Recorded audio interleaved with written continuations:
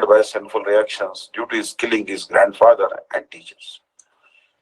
But at the same time, Arjuna sarcastically addressed Krishna sarcastically addressed Arjuna as Mahabhahu, mighty arm, because he at least did not accept the theory of Vaibhasikas, which leaves aside the Vedic wisdom. As a Kshatriya, Arjun belonged to the Vedic culture and it behooved him to continue to follow its principles. So, very nice verse. Atachainam nitya jatam, nityam va manne samritam. Tathapiptam mahabhavo, nainam shochitum arhasi. So, this verse actually, Atachainam nitya jatam, nityam va manne samritam. So, tathapiptam mahabhavo, naivam shochitum arhasi. So now we'll study Srila Gurudev's commentary on this one. He's taken from Srila Vishwanath Thakurpad, who was the crest jewel of all the Rasik Vaishnavas.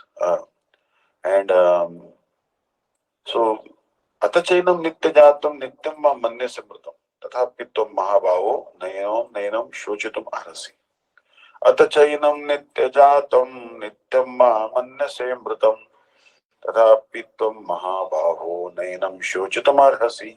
Also, ata, if however, manyase, you think, enam, this soul, nitya jatam, always takes birth, va, or nityam, always, mritam, dies, tathapi, still, tvamna, arhasi, you should not, shochitum, grieve, enam, for this soul, mahabaho, O mighty Amma. If, however, you think that the Atma is always born and always dies, there is still no reason for you to grieve, O Mahabahu. Sarartha Varshini commentary, Shri Bhagavan says, O Arjuna, what I explained to you so far has been based on Shastra. But now I'll help you to understand from the point of view of ordinary experience. Please listen very attentively. If you consider that the self is always born, and if you think that when the body perishes, the soul dies, even then, O Mahabahu, as a valiant Kshatriya, it is your duty to fight. Regarding one's Swadharma, it is said in Srimad Bhagavatam, 10 Canto, 54th chapter, 40th verse, Kshatriyanam ayam dharma prajapati vinirmita bhratapi bhrataram hanyat yena ghoratarastata. According to the Swadharma of the Kshatriyas, who are created by Prajapati, one brother can even kill another brother. Therefore, Kshatriya Dharma is said to be very fierce. Sarata Varshiniti Varati, Bhagavan Shri Krishna stops trying to make Arjuna understand from the perspective of Shastra and is here making him understand from a common sense point of view by telling him that if he understands the Atma to be eternal, as explained in the Shruti and other Shastras, then there is no reason for grief. But even from a practical point of view, there is also no reason to grieve. Atheists like Charvak consider the Atma to be temporary, like the gross body, and say that it does not exist after death. Also, according to the philosophy of Vaibhashika Buddhist, if one considers the Atma to be always taking birth and dying, there is still no reason to grieve for it. So actually, Buddhist, they say that Atma always takes birth and dies. Still, one should not lament. Actually, Buddhist philosophy is bogus philosophy, but still, we should not lament either way. So here, text 27. Chatasya hi dhruvo mrityur dhruvo janma mritasya cha tasmat aparihararte natvam shojitum arhasi. Amazing verse. This is also a very good verse. Jatasya hi dhruvo mrityu dhruvo janma mritasya cha tasmat aparihararte natvam shojitum arhasi. So here, for one who is born, death is certain. For one who has died, birth is certain. If one has faith in these words and believes in the next world, the incessant repetition of the cycle of birth and death, then it is natural for him to conclude, in my next life, I will have to reap the results of whatever I do in this one. This is unavoidable. शरीरं यदवाप्नोति यच्चाप्युत्क्रामतीश्वरा गृहीत्वहितानि संयाति वायुर्गन्धारिवाशयात्. When the master of the body leaves it to take another, he carries his mind and the subtle senses with him, just like the breeze carries the fragrance from a flower with it. So Bhagavad Gita, this 15th chapter, 8th verse, this is told. When in accordance with our accumulated karma, it comes time to change bodies, then our gross body falls away. That is clear to everyone. However, the subtle body consisting of mind, intelligence and ego is not destroyed and accompanies the living soul into another body, whether that of a human being or some animal species. Our destination is determined by the deeds we have done and the kind of consciousness we have developed. Shotram chakshusparasanam cha rasanam ghranam cha adhisthaya manashayam vishayanupasevate. In his new body, the embodied soul employs the sense objects, enjoys the sense objects with the senses of hearing, sight, touch, taste, and smell, centered about the mind, and that he has carried there from his previous body. Bhagavad Gita. So, in this verse, ayam means the individual soul. Only a conscious living entity can suffer or enjoy the results of past activities. The mind and senses can function only because of the presence of spirit soul in the body. The mind is a connecting link between the soul and the body. Without the presence of the soul, the senses would be completely inactive. Therefore, the Gita says, Vayur Gandhar Ivashayat. The soul takes along the mind and the subtle senses after death. Just like a breeze carries the fragrance from a flower. Say there is a jasmine bush in your garden. The fragrance of the bush, the subtle extension of itself, wafts through the air tight up to your nose. Huh? So the fragrance of the bush, the subtle extension of itself, wafts through the air right up to your nose. The flower itself does not need to come. In the same way, when the gross body dies, the subtle body accompanies the soul to the next body. In the new body, whatever it is, the soul again resumes the business of enjoying and suffering through the mind and the senses of hearing, sight, touch, taste, and smell. So, how does the subtle body accompany the soul into a new body? The subtle body consists of mind, intelligence, and ego. The mind of the conditioned soul does not think of God, but of so many other meaningless things. The intelligence is described as that aspect of mental machinery that makes decisions and is the source of our resolve. The word used in Gita is Vyavasayatmika Buddhi. Vyavasayatmika Buddhir Ekeha Kurunandana Bahushakhayanantasya Buddhayo Avyavasayinam. The intelligence born of a resolute determination is single pointed, Arjuna. The intelligence of those who have no such resolve branches off in an infinity of directions. Bhagavad Gita 2.41. Vyavasayatmika Buddhi refers to certainty. It has nothing to do with Vyavasa, the more commonly understood meaning of which is commerce or business. True intelligence means the ability to come to us to certainty about things. What is the most important thing to be certain about? Krishna is the one supreme Lord and I am his eternal servant.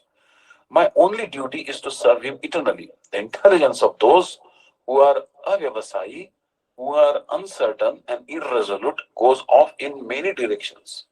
Such persons are confused about what must be done and what should not be done. Sometimes they give primacy to the path of knowledge and sometimes the yoga. True spiritual ego is the identity as Krishna's servant, and any other identity is known as false ego. The destruction of the subtle body. When one takes up the path of bhakti yoga and achieves success in spiritual life, then the subtle body is destroyed. Animitta bhagavati bhakti siddher gariyasi jarayatya kosham nirginam analo yatha. Devotion to the Lord that is performed without any motivation is greater than perfection in yoga or liberation. It destroys the subtle body, covering the soul, just as the fire of digestion burns everything that one swallows. Srimad Bhagavatam, 3rd canto, 25th chapter, 33 verse. The Lord says, Aham Vaishvano Bhutvam Praninam Dehamashrita Pranapana Samayukta Pachamyanyam Chaturvidham. I am Vaishvanar, the fire of digestion. I take up residence in the body of every living being, where with the aid of the life airs, I burn the 4 kinds of food stuff. Gita 15.14. We have no conscious awareness of how food is digested. All we do is eat and then go to sleep. But at night, while we are sleeping, the fires of digestion are busily processing everything we have eaten. The word kosha in this verse refers to the subtle body. We have eaten and are unconscious of the work of digestion that goes on inside the body. In the same way, when pure devotion that is not adulterated with fruitive activity, philosophical speculation, and desire for mystic perfection, becomes progressively stronger and stronger, it burns away the subtle body of material mind and senses. Jaretyashu yah kosham nigiranam analuyatha. After this, the mind, intelligence, and ego are left with only one thing to do. And what is that? The mind will always think only of Krishna. As for intelligence, it is firm in its resolve, Vyavasayatmika Buddhi, that Krishna is my eternal master and my eternal duty is to serve him. Vishwanath Thakur has so nicely explained this term, Vyavasayatmika Buddhi, in his commentary to the Gita. The following resolve is only possible in the sincerest devotee who thinks, I will follow the process of devotional service as instructed by my spiritual master, hearing, chanting, and worshipping the lotus feet of Krishna. This is my practices. Indeed, this is the goal of my practice. This is my life itself, and I cannot give it up. Whether I have reached perfection or whether my practice remains flawed, this is all that I want and is my only duty. Other than this, I seek no other duties or responsibilities. Even in my dreams, whether I feel joy or distress in its execution makes no difference. My family life and worldly ambitions may or may not crumble around me. That makes no difference to me. Whether one has this kind of faith in the words of the spiritual master, then bit by bit, when one has this kind of faith in the words of the spiritual master, then bit by bit, the subtle body is destroyed. The subtle body is spoken of elsewhere in the Bhagavad Gita. Bhumirapo nalo vayu khammano buddhirevacha ahankaramiti yamme bhinna prakritirashtada apareyamitastamanyam prakritim viddhi me param Jiva bhutam mahabhaho yaedam dharyate jagat. My material nature is made of 8 separate energies: earth, water, fire, air, ether, mind, and intelligence. False ego. Besides these, O mighty Arjuna, there is a superior energy of mind consisting of the living entities by whom the universe is sustained. So the material or lower nature consists of these 8, where the living soul is the higher energy. Krishna further describes the jiva as his part and parcel. Mamahimangsho jivaloke jiva bhutas sanatana manashashthanindriyani prakritisthani karshati. The living entities who appear in this world are my portions and they are eternal. While in this world, however, they drag the material mind and senses with them wherever they go. Bhagavad Gita 15.9. The living being pulls all these elements along with him by his own power. The eyes, mind, everything, and with this enjoys sense gratification. Now, in this verse, Krishna calls the jivas these separated parts. The jiva is the separated part of the Lord. The Lord's personal parts, swamsha, are his incarnations, but the jivas are separated parts within Namsha. The usual example compares Krishna to a fire and the jivas to the sparks that are tiny individual parts of the fire. This example is only valid up to a certain point, as the spark is eventually extinguished and becomes a piece of ash. But the jiva's consciousness is never entirely extinguished, even though it may be covered. The jiva is a spiritual being characterized by consciousness. Just tatastham tu chidrupam स्वसंवेद्यात् निर्गतं रंजितं गुणरागेण सजीव इति कथ्यते.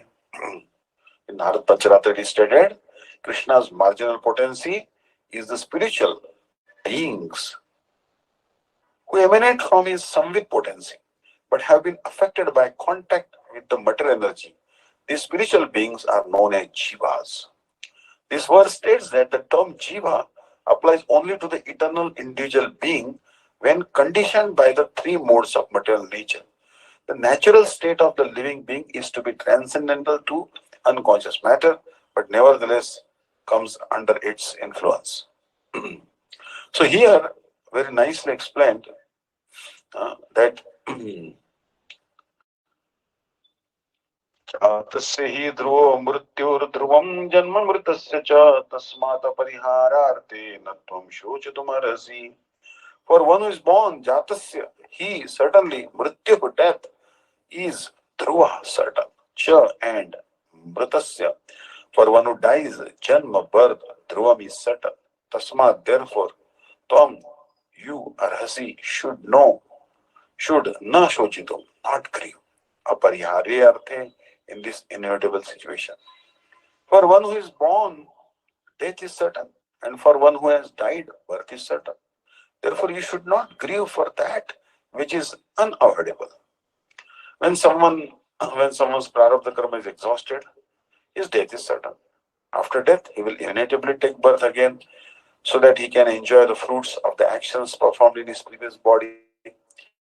It is not possible for anyone to escape the inevitability of birth and death. So, when prarabdha karma is destroyed, oh, you will certainly die. What can you do about it? Nothing can be done. So, here,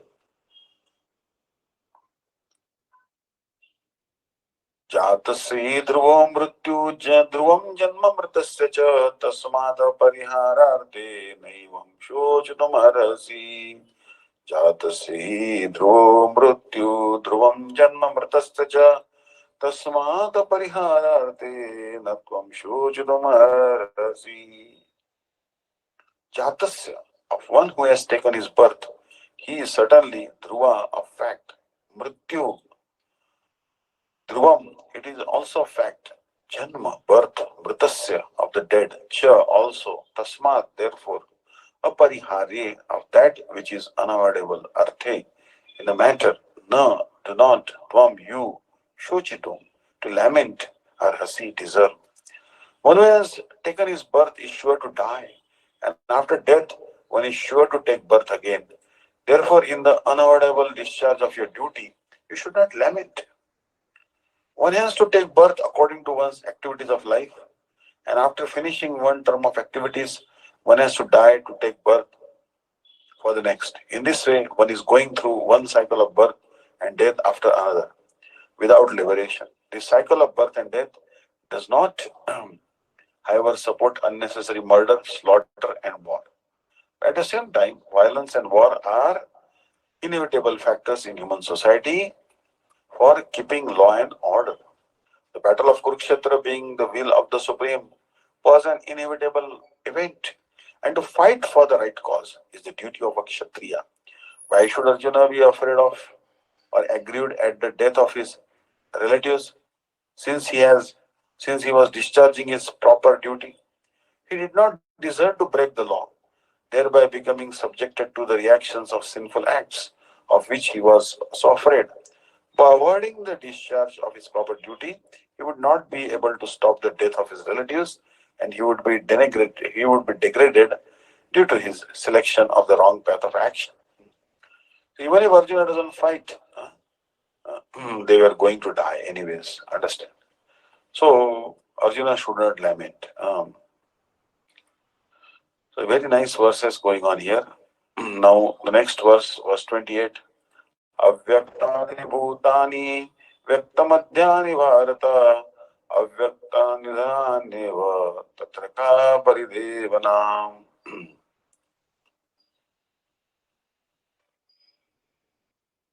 So avyaktādini bhūtāni vyaktamadhyāni bharata vyaktanidhaneva tatra ka paridevana. So actually, this battle took place at Kurukshetra. So this Kurukshetra, very holy place actually.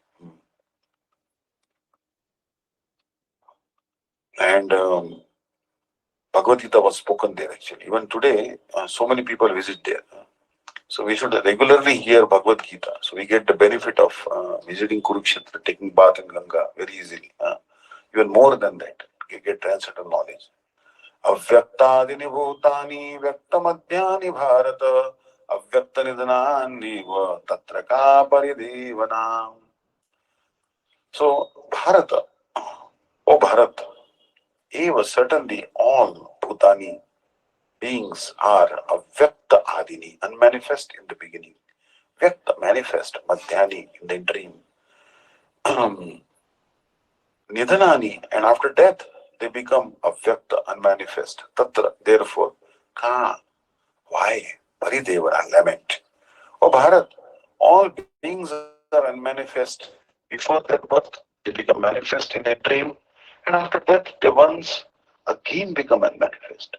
So, what cause can be there for lamentation?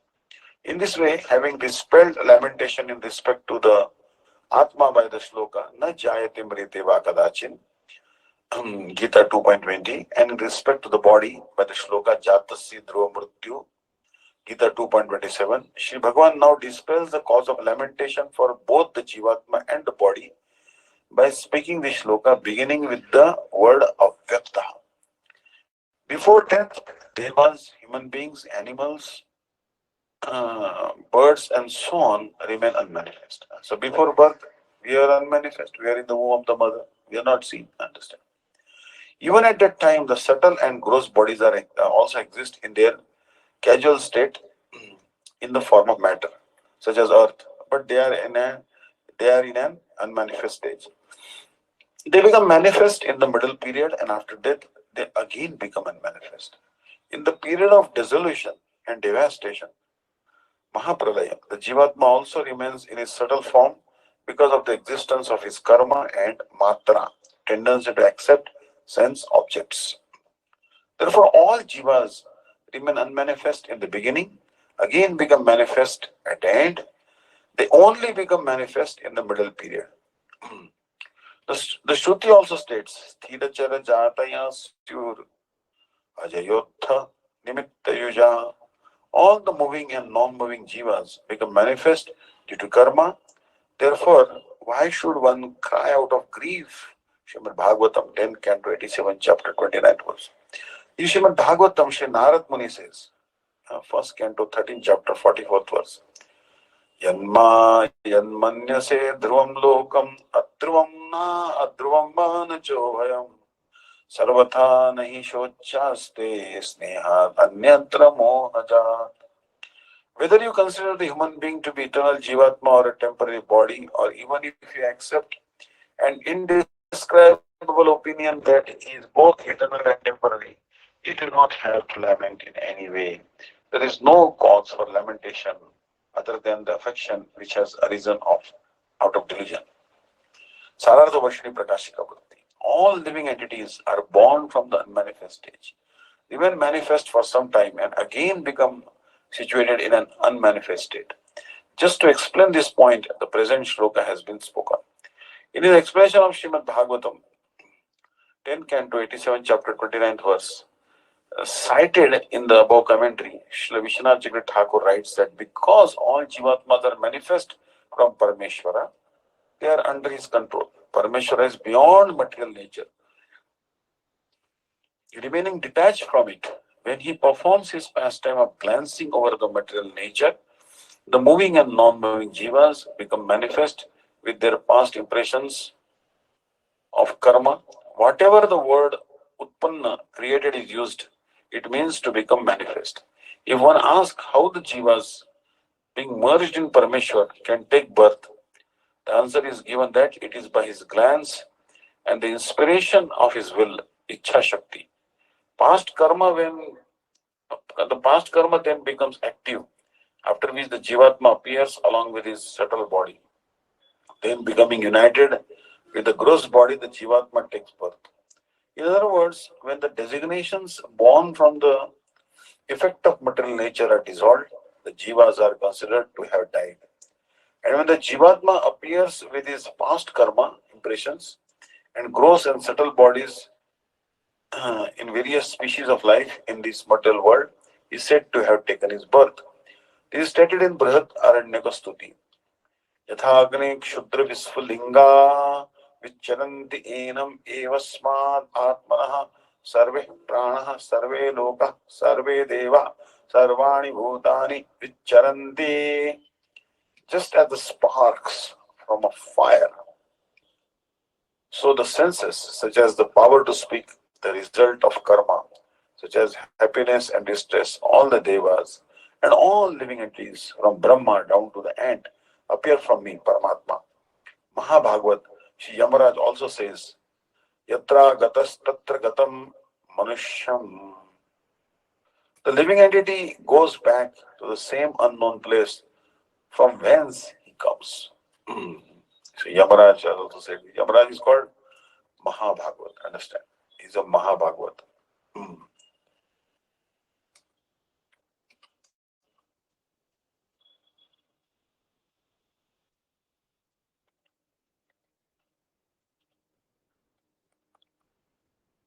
So here we'll read the commentary of Srila Bhaktivedanta Swami Maharaj. अव्यक्तादि भूतानि व्यक्त मध्यानि भारत अव्यक्त निधनान्येव तत्र का परिदेवना. Avyakta in the beginning, unmanifested. Bhutani, all that are created. Vyakta, manifested. Madhyani, in the middle. Bharata, or descendant of Bharata. Avyakta, non-manifested. Nidhanani, when vanquished. Eva, it is all like that. Tatra, therefore, ka, what? Paridevana, lamentation. Translation. All created beings are unmanifest in their beginning, manifest in their interim state, and unmanifest again when annihilated. So what need is there for lamentation? Accepting that there are two classes of philosophers, one believing in the existence of the soul and the other not believing in the existence of the soul. There is no cause for lamentation in either case. Non-believers in the existence of the soul are called atheists by followers of Vedic wisdom. Yet even if, for argument's sake, we accept this atheistic theory, there is still no cause for lamentation. Apart from the separate existence of the soul, the material elements remain unmanifested before creation. From this subtle state of manifestation comes manifestation, just as from ether, air is generated, from air, fire is generated, from fire, water is generated, from water, earth becomes manifested, from the earth, many varieties of manifestations take place. Take, for example, a big skyscraper manifested from the earth. When it is dismantled, the manifestation becomes again unmanifested and remains as atoms in the ultimate stage. The law of conservation of energy remains, but in due course of time, things are manifested and unmanifested. That is the difference. Then what cause is there for lamentation, either in the stage of manifestation or in the unmanifestation? Some or other, even in the unmanifested stage, things are not lost. Both at the beginning and at the end, all elements remain unmanifested, and only in the middle are they manifested. And this does not make any real material difference. And if we accept the Vedic conclusions as stated in the Bhagavad Gita that these material bodies are perishable and in due course of time, antavatti me deha, but that the soul is eternal, nitya sokta sharirina, then we must remember always that the body is like a dress, and therefore while lament the changing of a dress, the material body has no factual existence in relation to the eternal soul. It is something like a dream. In a dream, we may think of flying in the sky or sitting on a chariot as a king, but when we wake up, we see that we are neither in the sky nor seated on the chariot. The Vedic wisdom encourages self realization on the basis of the non existence of the material body. Therefore, in either case, whether one believes in the existence of the soul or one does not believe in the existence of the soul, there is no cause for lamentation for loss of the body. Text 29. Ashcharyavat pashyati kashyatenam ashcharyavat vadita daiva chanya ashcharyavat chainamanya shrunoti shutvapenam vedana eva kasyit. Ashcharyavat pashyati kashyatenam आश्चर्यवत् वदन्ति तथैव चान्या आश्चर्यवत् चैनम् अन्या शृणोति श्रुत्वापि एनं वेद न चैव कश्चित्. So, आश्चर्यवत् पश्यति कश्चित् एनम्. आश्चर्यवत् पश्यति. So here,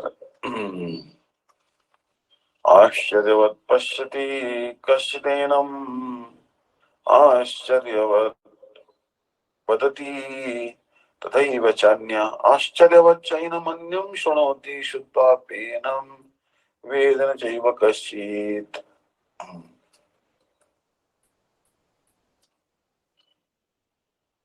Ashcharyavat, as amazing, pashyati, sees, kaschit, someone, enam, this soul, Ashcharyavat, as amazing, vadati, speaks.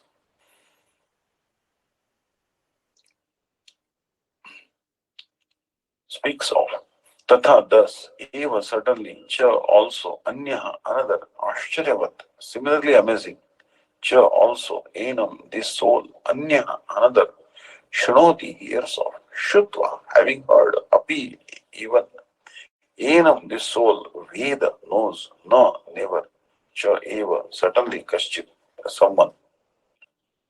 Some look on the soul as amazing, some describe him as amazing, and some hear of him as amazing. While others, even after hearing about him, cannot understand him at all. Since Gita Upanishad is fully based on the principles of the Upanishads, it is not surprising to find this parallel passage in the Katha Upanishad.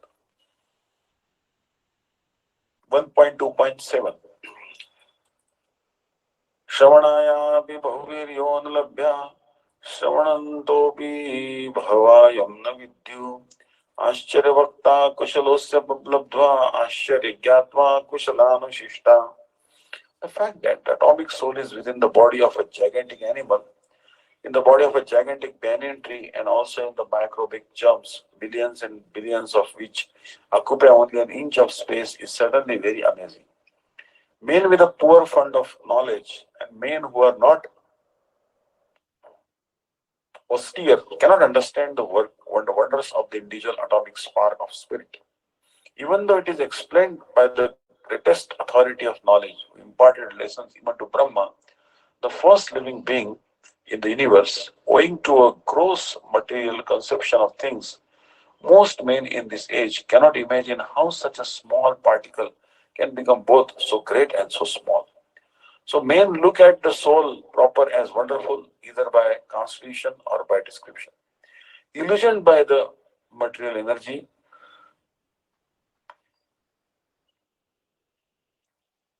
people are so engrossed in subject matters for sense gratification that they have very little time to understand the question of self-understanding, even though it is a fact that without this self-understanding, all activities result in ultimate defeat in the struggle for existence.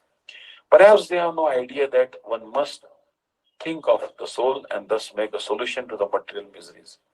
Some people who are inclined to hear about the soul may be attending lectures in good association, but sometimes, owing to ignorance, they are misguided by acceptance of the super soul and the atomic soul as one without distinction of magnitude. It is very difficult to find a man who perfectly understands the position of the super soul, the atomic soul, their respective functions and relationships, and all other major and minor details. And it is still more difficult to find a man who has actually derived full benefit from knowledge of the soul and who is able to describe the position of the soul in different aspects. But if somehow or other one is able to understand the subject matter of the soul, then one's life is successful. The easiest process for understanding the subject matter of self, however, is to accept the statements of the Bhagavad Gita spoken by the greatest authority, Lord Krishna, without being deviated by other theories.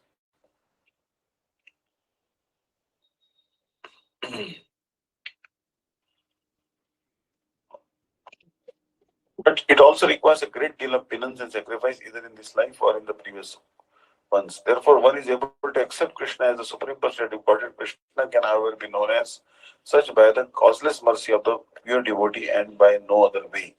So, a very good verse.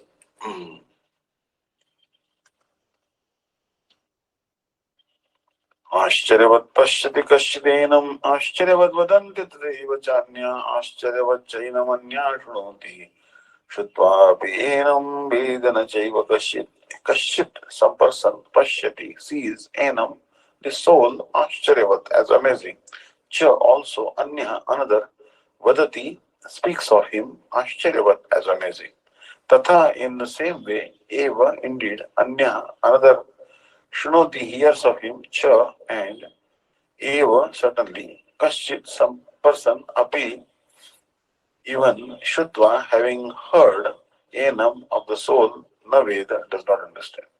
Some look upon the Atma as amazing, some speak of him as amazing, and some hear of him and accept him as amazing. Otherwise, however, even after the hearing about him, cannot understand him at all. Shri Krishna is saying, oh Arjuna, if you ask what this amazing subject is that I am speaking about, then listen. It is indeed a matter of wonder that even after receiving this knowledge, your wisdom has not been awakened. In this regard, it is true, this subject is a matter of wonder. Only for this reason is this shloka, beginning with the word Ashcharyavat being spoken. This whole material world, in the form of the combination of the body and the Atma, is indeed a wonder. Sarartha Varshini Prakashika Pratyaya. Since the truth about the science of the Atma is very difficult to understand, the Atma, the person who instructs about the Atma, the instruction itself and the audience are all amazing. In other words, only some very, very rare, great persons look upon the Atma as amazing, and some very rare persons hear about the Atma and accept him as amazing. That most of the audience, even after hearing these instructions from one who is Tattvavid, a knower of the absolute reality, cannot realize the Atma is the most amazing. This is also explained in Katha Upanishad. Shravanaya api bahuveriyo na labhyas Shunvanto api bahavo yamna vidyo Ashcharyosya Vakta kushalo sarabdha Ashcharyosya jnata Kushala vishishta. The opportunity to hear instructions about the science of the self, Atma Tattva, is very rare. Even after hearing them, most cannot realize the instructions because a master who is self-realized, Atma Tattva, is very rare. If by grace and if by grace of great good fortune, such a teacher is available, the students themselves who are willing to hear this topic are also extremely rare. For this reason, Shri Chaitanya Mahaprabhu has instructed the Jivatmas in Kali Yuga to perform Shri Harinam Sankirtan. If even faithless persons, chant the name of Shri Hari while talking, walking, sitting, standing, eating, drinking, crying, laughing, or in any other way, they will still benefit from it. Gradually, they attain the association of Siddha Bhaktas, Shuddha Bhaktas. By such association, they can even attain Bhagavad Prem, and they easily attain knowledge of Atma Tattva as a secondary result. Madhura Madhurame Tan Mangalam Mangalanam Sakala Nigavavalli Satphalam Chiswarupam Sakrati Viparikitam Shaddaya Helayava Bhagavardhana Matram Taret Krishnanama. Krishnanama is the sweetest of the sweet and the most auspicious of all that is auspicious. It is a flourishing creeper, the eternal, fully ripened fruit of the Bhagavatam, and the embodiment of knowledge, Chit Shakti. O Bhragumani, even if someone chants the holy name only once, either with faith or indifference, he is immediately delivered from the ocean of birth and death. Sanketyam parihasyam va stobam helanam va vaikuntinam granam ashishagaram vidu. Srimad Bhagavatam 6.2.14. One who chants the holy name of the Lord is immediately freed from the reactions of unlimited sins. Even if he chants indirectly to indicate something else, jokingly, for musical entertainment, or even neglectfully, this is accepted by all the learned scholars of the Shastras. Hare Krishna. So, very nice instructions are going on. We'll continue next time. If anyone has any comments or questions, please ask me. We are stopping at text number 30 of chapter 2, and this we'll cover next time. Another nice verse is awaiting us. Dehi nityam baddhyam dehi sarvasya bharata tasmat sarvani bhutani natvam shochatum arhasi. So we'll discuss 2.30 next time. Hare Krishna. Vanchakalpatarvasya kripa sindhuvevacha परिदानां पावनेभ्यो वैष्णवेभ्यो नमो नमः. Hare Krishna. Hare Krishna. Dandavad Prams. Thank you so much for giving us your time. Hare Krishna. Any questions, dear devotees?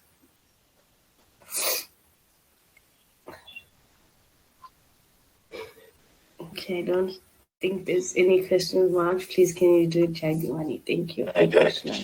Jai Shri Shri Gauranga Gandharvika Giridhari Shri Radha Bihar Ji ki Jai. Jai Pratyak Guru Shri Srimad Bhaktivedanta Narayan Goswami Maharaj Gurudev ki Jai.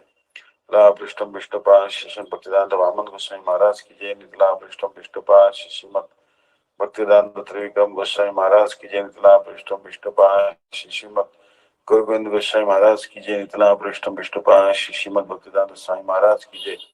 आचार्य केशरी श्री श्रीमद भक्ति प्रज्ञान केशव गोस्वामी महाराज की जय. सपरिका जगत गुरु श्री भक्ति सिद्धांत सरस्वती गोस्वामी प्रभुपाद ठाकुर की जय. प्रेम से गो श्री कृष्ण चैतन्य प्रभु नित्यानंद श्री अद्वैत गदाधर शिवासदि गौर भक्त वृंद की जय. जय श्री श्री राधा कृष्ण गोप गोपी गोवर्धन द्वारा जगन्नाथ मंडल की जय. हरिनाम संकीर्तन की जय. अनंत कोटि वैष्णव वृंद की जय. त्रिवेणी स्वामी श्री भक्तिदान रेड्डी महाराज जी की जय. नाम निष्ठ संत श्री अनिरुद्धास प्रभु जी के मठे शिववृंद की जय. धामवासी भक्त वृंद की जय. समागत भक्त वृंद की जय. निताई गौर प्रेमानंदे हरि हरि बोल. शिवज मंडल परिक्रमा की जय. जय श्री ऊर्जाव्रत की जय. जय श्री राधा रानी की जय. श्री श्रीमद भक्ति प्रमोद पुरी गोस्वामी महाराज जी की जय. So actually we are seeing in the calendar also I think some tithi is coming now. Srila Bhakti Bhakti Pramod Puri Goswami Maharaj. Tomorrow actually, his disappearance day is there. Srila Bhakti Pramod Puri Goswami Maharaj. So today I read a little bit from his book. So I think tomorrow we'll discuss a little bit about him and we'll offer him Shraddha Pushpanjali to Lotus Feet of Srila Bhakti Puri Puri Goswami Maharaj, whose disappearance we are celebrating. Then 8th is the completion of Vishnu Panchak. Then we'll be having 8th November is actually completion of Chaturmasya Vrata, Purnima. It also disappearance day of Srila Bhagavad Goswami and Shri Kashishwar Pandit. And Bhishma Panchak is finishing, and then there is Chandra Grahan, lunar eclipse, which will be seen in India, 2:39 to 6:19, about, I would say, 3.5 hours or 4 hours, 3 hours and 40 minutes to be precise. So during that time, no sleeping or eating. So, Hare Krishna. Thank you so much. Hare Krishna. Hare Bol. Hare Krishna Maharaj, Dhanavad Khams, thank you so much. Sripad Bhaktivedanta Vishnu Daivata Mj. Jai. Hare Krishna. Vishakha Didi ki jai. So tomorrow we have a class, right? Ji Maharaj, tomorrow and Tuesday. Both days. Tuesday. So yes. tomorrow is Monday, so we have 7th. Tomorrow is Madhurya Kadambini. Madhurya Kadambini, okay. And then day after tomorrow we'll have again Jaiva Dharma. Okay. Javada, yes. Thank you. Hare Krishna. Okay. Thank you so much. Hare Krishna Maharaj. Thank you so much, dear devotees, for joining. And we'll see you all tomorrow, 12:30 IST India time with Sripad Bhaktivedanta Dandi Maharaj. If the time changes, we will let you all know, dear devotees. So please just bear with us with time, as Gurudev is gone to Vrindavan. So yes, I will see tomorrow with Gurudev and see what time, and then we'll let everybody know. So thank you all so much for joining. Hare Krishna. Hare Krishna. Vanchakalpa Turivestya Kripa Sindhu Vichar Patitanam Hare Krishna. Hare Krishna Hare Krishna Hare Krishna